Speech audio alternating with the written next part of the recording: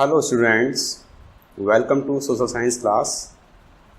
So we have finished chapter 6, we have done the exercise of this chapter and now we will move to next chapter. Human environment, settlement, transport and communication. So in this chapter we will study about settlements of human, transport of human and communications. So किस तरीके से human ने progress किया है, किस तरीके से उनकी सेटलमेंट्स बनी, ट्रांसपोर्ट का डेवलपमेंट कैसे हुआ, पहले किस तरीके से होता था, फिर बाद में किस तरीके से इम्प्रूवमेंट हुआ है.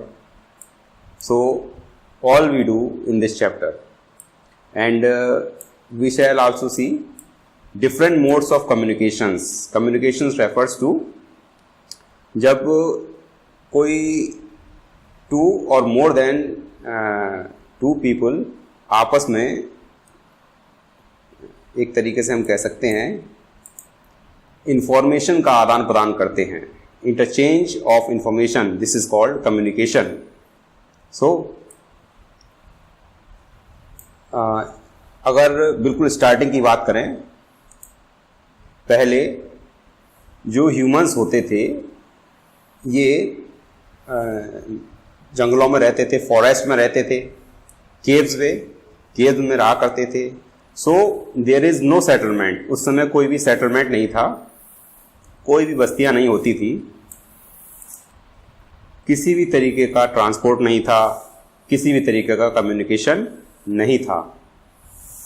सो एट दैट टाइम जो ह्यूमन की लाइफ थी which was recently started from the animal life, उस समय जो डिफरेंट्स जो एप्स हैं उनसे ह्यूमन का डेवलपमेंट हुआ था एंड उन्हीं का नेचर ह्यूमन का नेचर था. सो दे लिव ऑन ट्रीज पे रहते थे, फ्रूट्स जो भी उन्हें मिल जाते थे वो खा लेते थे. किसी भी तरीके की एग्रीकल्चर का उन्हें कोई नॉलेज नहीं था. सो वी कैन से कि जो भी उनका फूड था, जो भी उनकी क्लॉथिंग थी, जो भी उनका शेल्टर था, that entirely depends on the nature. पूरी तरह नेचर पे ही डिपेंडेंट था. कुछ भी उनका अपनी तरफ से बनाया हुआ नहीं था, because there is not such intelligence. उस समय इतनी इंटेलिजेंस नहीं थी, उस समय इतना कोई डेवलपमेंट नहीं था. अब तो ह्यूमन ने बहुत डेवलपमेंट कर लिया है. चारों तरफ मैन मेड आर्टिकल्स दिखाई देते हैं, like we can see road, okay, different types of communication, बड़े बड़े सेटलमेंट्स, बड़े बड़े शहर दिखाई देते हैं. बट इन द बिगिनिंग ऐसा कुछ भी नहीं था. सो उसने किस तरीके से अपनी लाइफ को चेंज किया, किस तरीके से अपनी लाइफ को इम्प्रूव किया, we shall see in this chapter. धीरे धीरे क्या होता है कि ह्यूमन ने, जो कि मेनली ट्रीज और केव्स पे रहता था, ट्रीज पे रहता था और केव्स में रहता था, ठीक है, फिर धीरे धीरे इन्होंने जो एग्रीकल्चर है ये करना स्टार्ट किया. थोड़ा सा कृषि की जानकारी हुई. उसके बाद इन्होंने एग्रीकल्चर करना स्टार्ट किया.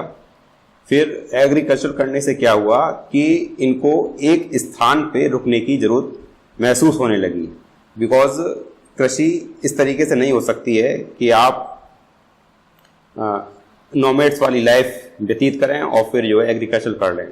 नोमैड्स होते हैं घुमक्कड़ लोग, जो कि एक स्थान पे नहीं रुकते हैं, वो घूमते रहते हैं. सो ह्यूमन का बिहेवियर वैसा ही था. वो किसी भी एक स्थान पे ज़्यादा समय नहीं रुकता था. जहाँ भी उसकी जो भी ज़रूरत की चीज़ें होती थी उनको प्राप्त करने के लिए वो एक जगह से दूसरी जगह पे घूमता रहता था. सो जब ह्यूमन ने एग्रीकल्चर करना स्टार्ट कर दिया, so he face the necessity for a permanent home. अब उसको एक परमानेंट होम की जरूरत पड़ने लगी. और ये जो भी होम्स बनते थे, ये जो भी जिस तरीके से भी प्रिमिटिव होम्स ये बना करते थे, ये मोस्टली रिवर वैलीज के आसपास, जहाँ पे रिवर्स होती थी उसके आसपास ये होम बनाए जाते थे, and the collection of different types of homes is called settlement. So settlement क्या होता है? Settlement are the places where people build their homes, जहाँ पे लोग अपने घर को बनाते हैं, and the collection of homes is called settlement. Settlement भी कई तरीके का हो सकता है, इट मे बी परमानेंट और it may be temporary, we can see this. So जो भी ये सेटलमेंट होता था ये मोस्टली रिवर वैलीज के आसपास होता था, जहाँ पे पानी की पूरी सुविधा होती थी, because for agriculture it is very necessity of water की बहुत ही ज़्यादा जरूरत होती थी, बिकॉज अगर रेनफॉल ठीक से नहीं हुआ है so the crop will be destroyed, crop खत्म हो जाएगी। And near the river valleys, near the reverse, मनुष्यों को पीने के लिए, उनके जो कैटल्स हैं, जो उनके जानवर हैं, उनको पीने के लिए पानी मिलता था, and their water supply needs जो भी होती थी वो उनकी पूरी हो जाती थी। So most of the civilisations in the world are developed near the river valleys. Okay, जो भी सिविलाइजेशंस हैं, आप किसी के भी एग्जाम्पल ले लीजिए, these are developed near the rivers. Okay, and second thing is that near the river the land is fertile। River के आसपास जो भी लैंड होती है वो फर्टाइल होती है, बिकॉज रिवर्स में फ्रूट्स आते हैं। उसके बाद जो भी फर्टाइल सॉइल है ये रिवर के आसपास जमा हो जाती है बोथ साइड में, और ये लैंड फर्टाइल होती है। सो वाटर रिक्वायरमेंट ये भी फुलफिल हो जाती है, फर्टाइल लैंड की रिक्वायरमेंट ये भी फुलफिल हो जाती है। So that's why the civilizations in the world they are developed near the river valleys। We can take examples of different civilizations like Indus, जो इंडस रिवर है इसके आसपास एक सिविलाइजेशन इंडिया में डेवलप हुई, टिग्रिस रिवर के आसपास हुई, नाइल रिवर के आसपास हुई, एंड होंगहे रिवर के आसपास हुई। सो we'll take a small reference of these different civilizations। So the civilization which is developed near the Indus River it is called Harappan civilization और Indus Valley civilization। ये Indian subcontinent में हुई। So this is Harappan civilization and the first city was discovered was Harappa। Okay, जो first city discover हुआ था इसमें it was Harappa। So at the name of Harappa it is named Harappan civilization। और चूंकि ये Indus river के आसपास develop हुई थी so it is also called Indus valley civilisation. Indus valley civilisation. So this is called both Harappan civilisation as well as Indus valley civilisation. And now we will take the example of Tigris river. Tigris river there is basically two rivers हैं, एक tigris है and दूसरी है यूफ्रेटीज। Tigris और यूफ्रेटीज river इनके आसपास जो भी सिविलाइजेशन डेवलप हुई थी, the name of this civilization is Mesopotamia. Mesopotamia. So Mesopotamia developed near the Tigris and Euphrates. It is in the region of Iraq and Iran. Iraq और ईरान वाले region में ये डेवलप हुई थी। Now we will discuss about the Nile river. Nile river के आसपास कौन सी सिविलाइजेशन डेवलप हुई थी? It is Egyptian civilization. Egyptian civilization ये नाइल रिवर के आसपास डेवलप हुई थी, जो कि इजिप्ट में है। Egyptian civilization. Okay, it is in Egypt. So next example is Huang He. Huang He river it is in China. ये चाइना में है। और ये नाइल रिवर ये it covers a lot of part of Africa. So basically यहाँ पे Egyptian civilization ये develop हुई थी। And Huang He river it is in China and near this river they are developed Chinese civilization. यहाँ पर Chinese civilization develop हुई थी। Huang He river it is also called yellow river. Huang He river it is also called yellow river. Yellow YELLOW, yellow river, it is also called yellow river. This is also called Huang He और Huang हो, ही भी कहा जाता है और Huang हो भी कहा जाता है. सो both names are correct and it is also called Yellow River. So this civilization is called Chinese civilization. China की civilization यहाँ पे डेवलप हुई थी. This is called Chinese civilization. Okay. So this river, Huanghe River, is also called the mother of Chinese civilization, or it is also called the cradle of Chinese civilization. Huanghe River. Okay, it is in China. So we have discussed these 4 examples of civilization कि ये क्यों river valleys के आसपास ही develop हुई, because they fulfill the requirement of water as well as they also fulfill the requirement of fertile land. उन्हें fertile land भी मिलता था, उन्हें water भी मिलता था. That's why they are developed near the river valleys. So now if we talk about settlements, so settlements ये it is a collection of homes, ठीक है, and it can be permanent or temporary. permanent भी हो सकते हैं, temporary भी हो सकते हैं settlements. so permanent settlements वो होते हैं which are, as the name suggests, permanent, which remains for a longer period of time. काफ़ी अधिक period of time के लिए यहाँ पे लोग रहते हैं. this is called permanent. और जहाँ पे season के तौर पर या for some period of time, for example 2 years or 3 years रहते हैं, this is called temporary. And mostly they are season based. If you see in some of the areas of Assam कि वहाँ पे fruits काफ़ी ज़्यादा आता है, तो उस समय वहाँ पर at the ancient time temporary settlements बनते थे कि except the season of rain वहाँ पे different homes बनाए जाते थे. उसके बाद जब वहाँ पे फ्लूड आ जाता था, so ये पीपल वहाँ पे लोग ये खाली करके चले जाते थे. So this we can say temporary and this is permanent. And here we can mention one thing that the place where a building और a settlement develops is called its site. जहाँ भी ये सेटलमेंट्स डेवलप होते हैं, जहाँ भी ये Holmes बनाते हैं या जहाँ भी कोई बिल्डिंग बनती है, सो उस जगह को the place is called site of that particular settlement or particular home or particular building. so ये जो भी साइट होती थी, जो उनकी स्थान होता था, ये इस तरीके से चुना जाता था कि उनकी रिक्वायरमेंट को पूरा करे. फर्स्ट वहाँ पे फेवरेबल क्लाइमेट हो, वाटर की अवेलेबिलिटी हो, which we have discussed. Favourable climate से मतलब वहाँ का टेम्परेचर ना ज़्यादा ही बहुत ज़्यादा हार्श ना हो, बहुत ज़्यादा कोल्ड ना हो, बहुत ही ज़्यादा हीट ना हो. सो फेवरेबल क्लाइमेट हो, वाटर की अवेलेबिलिटी हो, सूटेबल लैंड हो, we have also discussed, and fertile soil हो. सो ये मोस्टली रिवर साइड पे, रिवर फ्रंट्स पे ये ज़्यादा आसानी से मिल जाता था.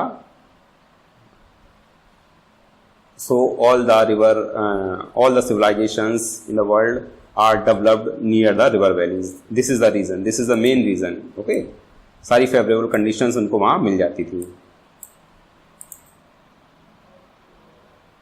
सो if we talk about permanent settlement, so आज के समय में जितने भी सेटलमेंट्स हैं, जितनी भी बस्तियां हैं, जितने भी शहर हैं, all these are permanent settlement.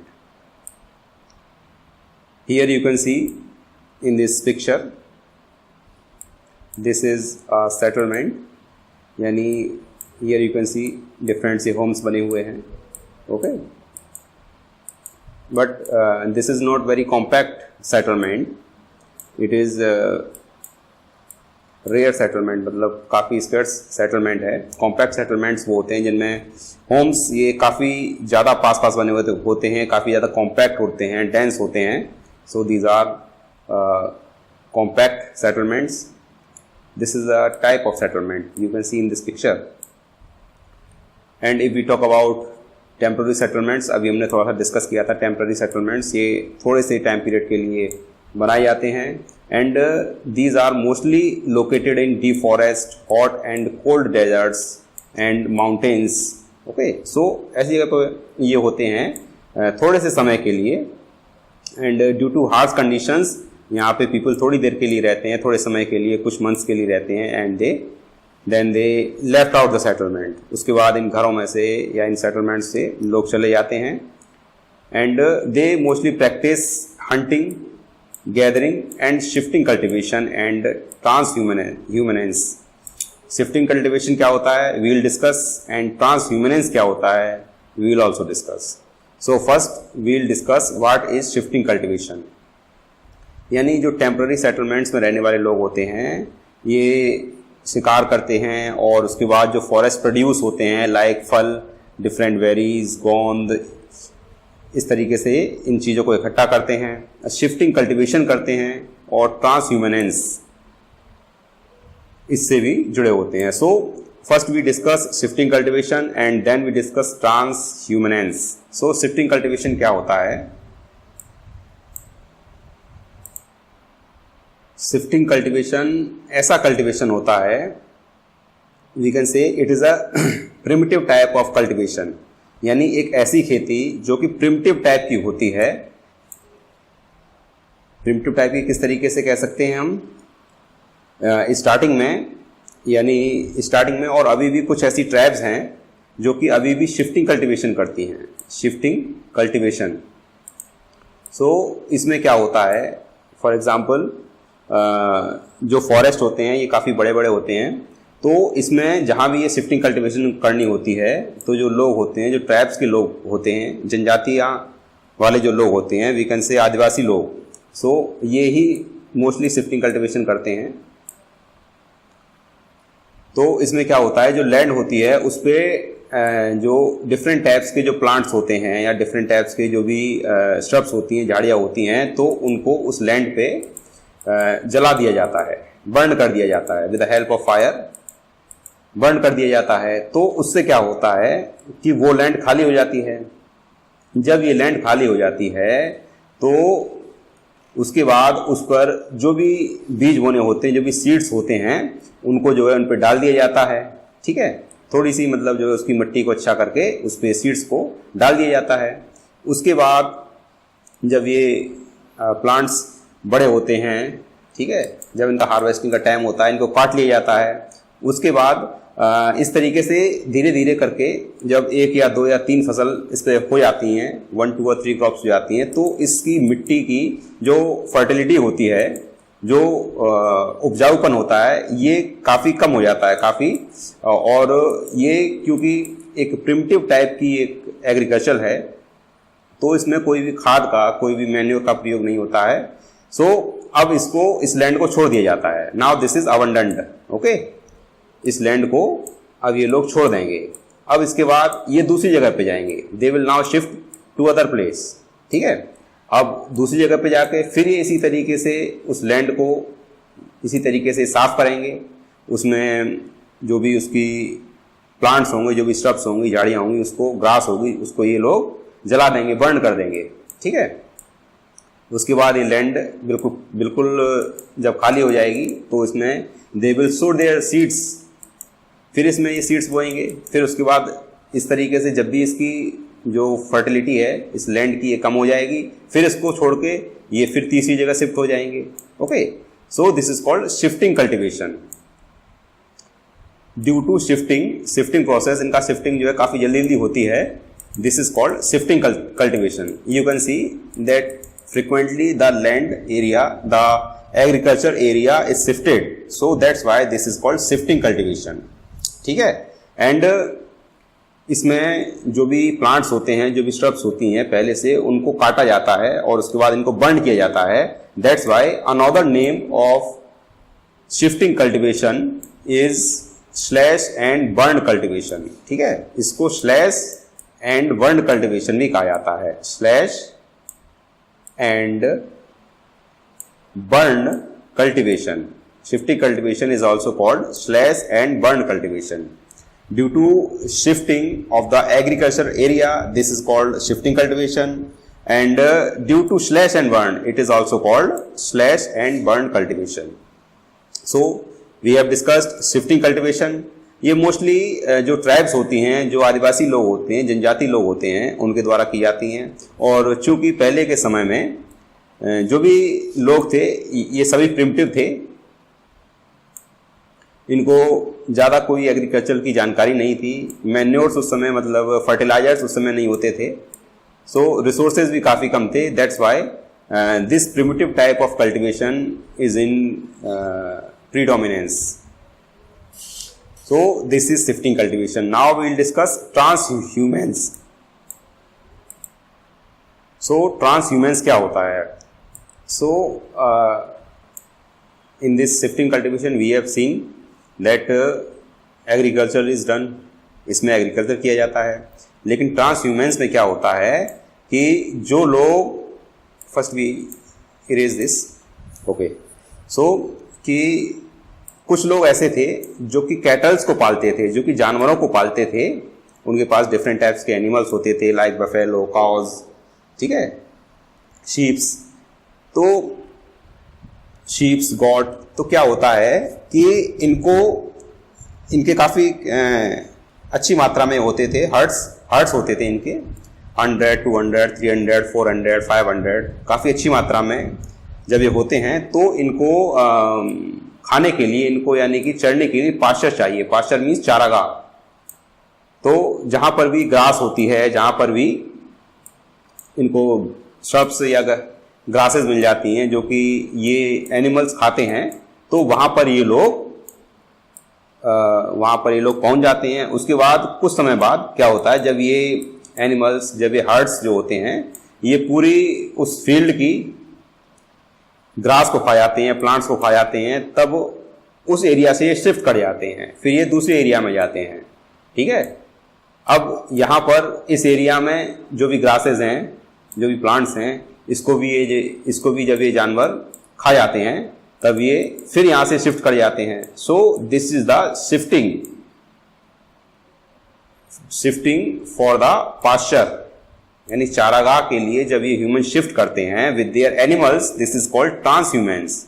देखो, शिफ्टिंग कल्टीवेशन में खेती की जाती है, ठीक है, शिफ्टिंग कल्टीवेशन में खेती की जाती है, एंड ट्रांसह्यूमेंस में जानवरों के चारे के लिए ह्यूमन और एनिमल ये पूरे शिफ्ट करते हैं, किसी दूसरे चारागाह में जाते हैं, किसी दूसरे पास्चर में जाते हैं, then this is called ट्रांसह्यूमेंस.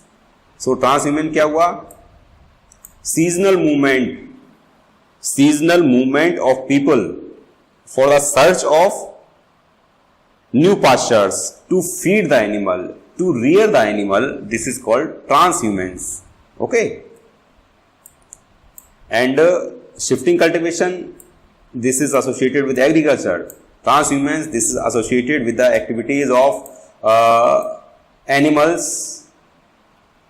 along with humans. ठीक है, ह्यूमन जो है अपने एनिमल्स को लेके दूसरे चारागाह में चले जाते हैं, वहाँ जाके उनको जो भी उनका चारा होता है, घास होती है, वहाँ खिलाते हैं. So this is transhumance and this is shifting cultivation. So we have discussed both these terms and on the next on the next turn हम इसके आगे क्या करेंगे? We will see different types of settlements like compact settlements, scattered settlements, इसको हम देखेंगे. ठीक है, so thanks for watching video.